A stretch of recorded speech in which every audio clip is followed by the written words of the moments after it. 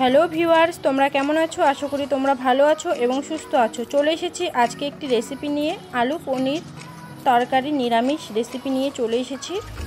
তো এই রেসিপিটা ভাত, রুটি, পরোটার সঙ্গে ভীষণভাবে জমে যায়। তোমরাও এভাবে বাড়িতে বানিয়ে খেও, ভীষণ ভালো লাগবে। তো বন্ধুরা, আমার এই রেসিপি ভালো লাগলে লাইক, কমেন্ট, শেয়ার করতে একেবারেই ভুলবে না। চ্যানেলকে অবশ্যই সাবস্ক্রাইব করে পাশে থাকবে। তো বন্ধুরা দেখো, এখানে আমি 200 গ্রামের মতো পনিরকে নিয়ে নিয়েছি চৌকো চৌকো করে কেটে। আর পরিমাণ মতো লবণ আর একটুখানি দিয়ে দিলাম হলুদ গুঁড়ো। একটুখানি আমি ভালো মতো করে মেখে নিলাম। আর এখানে আমি লঙ্কা গুঁড়ো দিলাম না, এভাবে মেখে রাখলে বেশি ভালো হয়। তারপর আমি কড়াই বসিয়ে দিয়েছি। কড়াইয়ের মধ্যে দিয়ে দিলাম সর্ষের তেল। তোমরা চাইলে সাদা তেল দিয়েও রান্নাটা করতে পারো নিরামিষ, আমি সর্ষের তেল দিয়েই করলাম। তারপর এখানে দিয়ে দিলাম পনিরের পিসগুলোকে। এখন আমি হালকা করে একটুখানি ভেজে নেব।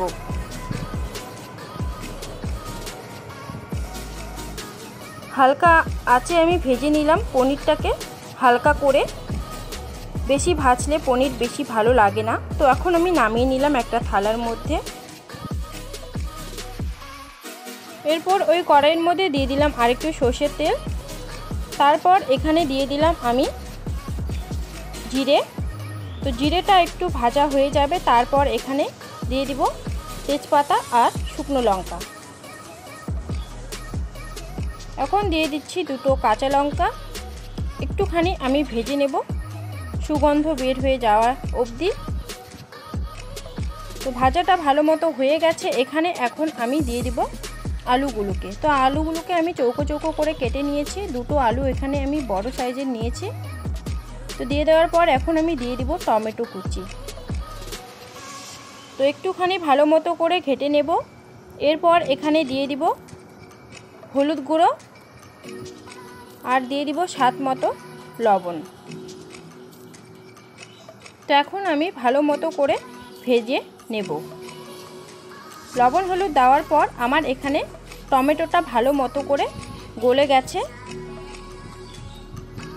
তো এখন আমি এখানে দিয়ে দিব আদা জিরে বাটা। তো দিয়ে মশলাটাকে ভালো মতো করে কষিয়ে নেব।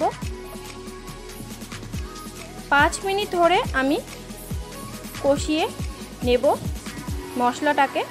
তো দেখো আমার কষিয়ে নেওয়া হয়ে গেছে, জল শুকিয়ে গেছে।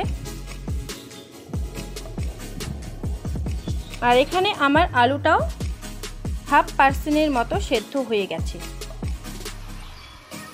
তো এখন আমি দিয়ে দিব এখানে ঝোলের জন্য জল। একটুখানি আমি এখন ফুটিয়ে নেব 5 মিনিট ধরে। তো দেখো বন্ধুরা, আমার ফুটিয়ে নেওয়া হয়ে গেছে আর আলুটাও ভালো মতো করে সেদ্ধ হয়ে গেছে। তো এখন আমি এখানে দিয়ে দিব ভেজে রাখা পনিরগুলোকে। তো দিয়ে আমি আরেকটুখানি ফুটিয়ে নেব। এর মধ্যে আমি দিয়ে দিব এখন ঘি। আর নিরামিষের মধ্যে ঘি দিলে একটু ভালো লাগে পনির আলুর মধ্যে। তো দিয়ে দেওয়ার পর একটু জাল করে নেব। তারপর গরম মশলা দিয়ে দিব। 5 মিনিটের মতো একটু জাল করে নেওয়ার পর দুটো লঙ্কা দিয়ে দিলাম কাঁচা পাকা। তো দেখো বন্ধুরা, আমার আলু পনিরের তরকারিটা রান্না করা হয়ে গেছে। আলুও ভালো মতো করে সেদ্ধ হয়ে গেছে। তো এখন আমি নামিয়ে নেব গ্যাস অফ করে। ঠান্ডা হয়ে যাওয়ার পর আমি পরিবেশন করব। দেখো খুব সুন্দর হয়েছে গ্রেভিটা আর ঝোলটাও।